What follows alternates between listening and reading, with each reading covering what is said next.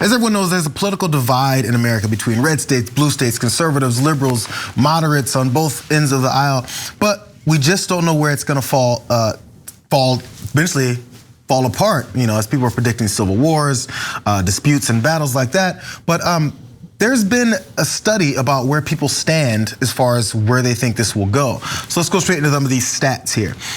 There was a study that was done, and it said roughly 4 in 10, 41% of Biden supporters and half, 52% of Trump voters, at least somewhat agree that it's time to split the country, favoring blue and red states seceding from the union. So I'm not sure how secession would work. It's just more of a division, I guess, more than seceding, because then, secession I thought was just like maybe one state. Texas always talks about, we're gonna become our own country because we're big enough to.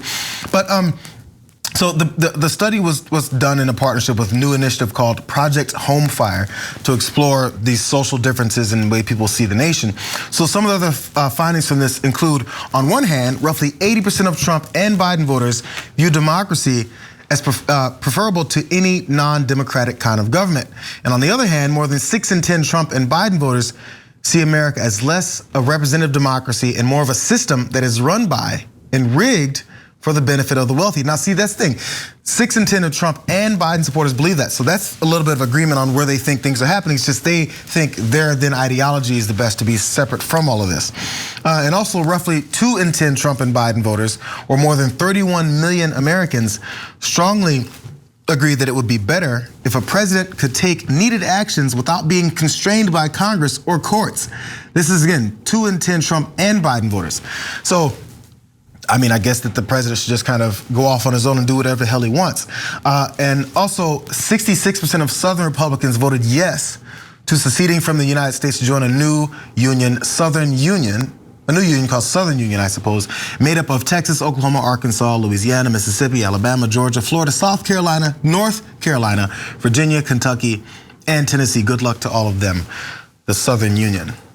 Yeah, so look, there's a bunch of depressing numbers in there about how much we don't like each other anymore. It's almost like a national divorce, and I get it. We've talked on this show about, I really don't want to hang out with right wingers. People are like, oh, you guys should get along. Should we? So hey, if we're gonna hang out, a lot of them are not vaccinated, they're not wearing masks, and they think that they have the right to ignore rules, laws, regulations, etc., but that we have to follow things, right? We have to follow their oppressive rules, but they don't have to follow any of the normal sane rules that we have. A lot of them now believe in QAnon and not just absolute insanity. How am I gonna have a conversation about, oh, well, what do you think a satanic cult is doing? I don't know, satanic cults don't exist, so I don't know how to talk to you. You're insane, right? And unfortunately, that's like a decent chunk of the Republican Party at this point. But I actually thought the scariest stat was this. Overall, more than 2/3 support and 1/3 strongly, emboldening and empowering strong leaders and taking the law into their own hands when it comes to dealing with people or groups they view as dangerous. Now that itself is actually dangerous. When you say, oh, I'm worried, I'm fearful, maybe a strong leader should take the law into their own hands, that's how you lose a democracy. Yeah. That's not how democracies work. Honestly, that's exactly how authoritarian governments and fascist governments work. So that's 2/3 of the country saying that and 1/3 strongly. That is super dangerous. And I think that it comes from the other number that JR read you.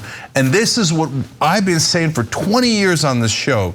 And the mainstream media thought like, oh, you're a radical, you're crazy, we're the best, the establishment is awesome, and you're just trying to ruin things and stuff. No, 6 out of 10 now say it ain't a democracy. We're ruled by a system that's rigged by the wealthy. And that's actually true. It's true because of we allow money in politics. The donor class can actually just write a check to a politician and they'll do anything, the politician will do anything the donor tells them to do. And the media then goes, no, I don't see it. I don't see it. And they gaslight all of us. So I think the corporate media in a lot of ways has driven the entire country insane by denying reality. And it's led to people getting desperate and seeking solutions in all the wrong places. That's my take. Yeah.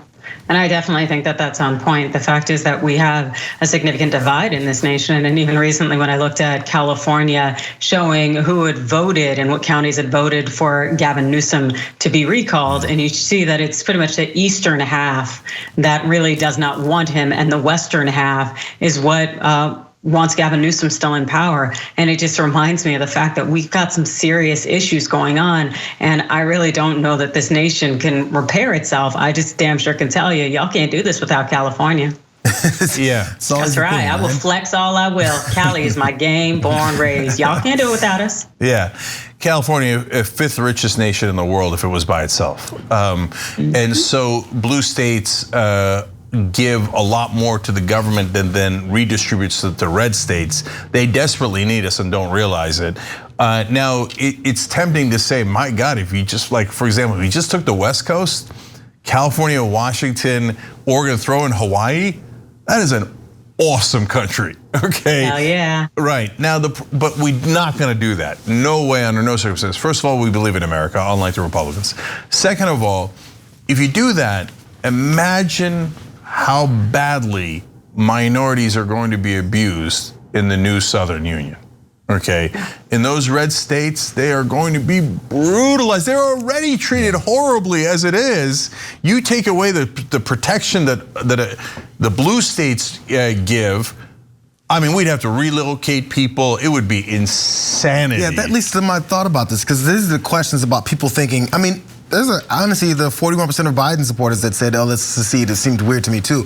But it's part of the desperation, I think, that you were talking about. But I always ask these types of questions. I said it's about when people are saying insane things, and a lot of times I disagree with. The next question of this poll should have been, how? How does this work? As you mentioned, Adrian, so California was split in these different, there's these counties up in northeast part of the state and in the very northern tip of the state, and then this one section in the middle of the state. Where do those folks go? So just LA County and then Orange County, how close it is. Orange County is so much different than LA County, but there's plenty of libs in Orange County. There's plenty of conservatives in LA County. What, are people just gonna start moving and collecting in these different parts of the quote unquote different countries that come out? How does that work? Everyone just moves? There's money given to everyone. Oh, okay, you don't wanna live in the new Southern Union, so let's move a little bit north. Here's some cash. Everyone can't just go moving. How does that work? It just doesn't make sense to secede and split the country. And now people go, okay, I'm here and I'm there. I'm gonna move over across this one state line and now country line. What is that? How does this make any sense? It's insanity. And honestly, it would get so bad in the red states because the red states don't even believe in democracy. And so the voting rights, they're like, no, that was some American BS. We're not doing voting rights. We know that's literally what happened before in this country, in those same exact states. And right now, they're taking away voting rights in Georgia, Texas, etc. They're taking away women's rights. You take away the check that the blue states have and the rest of the country has, the red states would brutalize folks. And so then what would we do? We'd have to probably go to war to rescue minorities and poor people, etc., in those red states. So none of this is gonna happen. It's totally crazy. But the underlying cancer is the problem, which is that we just don't, it's not that we disagree on political issues or policy issues anymore. Now we are split on cultural issues and our core identity. Like the conservatives view their identity as, oh, Trump is right about everything and I hate the others, right? And we're the others. So we go, well, that doesn't sound nice. So if you're gonna hate me, I'm not gonna be a big fan of you. And so to Adrian's point, that's the hardest thing in the world to fix. Yeah, definitely. And I think there's at least 55% of the black population in the United States lives in the South. And so the idea, the fact that they would be abandoned in the event that we started our own country, but I still very, very much like hypotheticals. And so the thought that maybe Mexico will take us back and we can kind of do this West Coast thing, I think it could be really hot. You know what would be hilarious is Texas becomes its own country. They've always wanted to do, oh yeah, Texas, we're strong, here we are. Mexico invades, takes them over in a week. And they're like, wait, what happened? Where's our nukes? No, the nukes are in the blue states. Yeah, there you go. Oops. That'd be amazing. The logistics are off the charts crazy. Right now, there's a bunch of people in Texas going, oh, no way, man. we'll kill them all. All right, just calm down. It's not real. We're playing around. Okay. Thanks for watching The Young Turks. Really appreciate it. Another way to show support is through YouTube memberships. You'll get to interact with us more. There's live chat emojis, badges. You've got emojis of me, Anna, John, JR. So those are super fun. But you also get playback of our exclusive member-only shows and specials right after they air. So all of that, all you gotta do is click that join button right underneath the video. Thank you.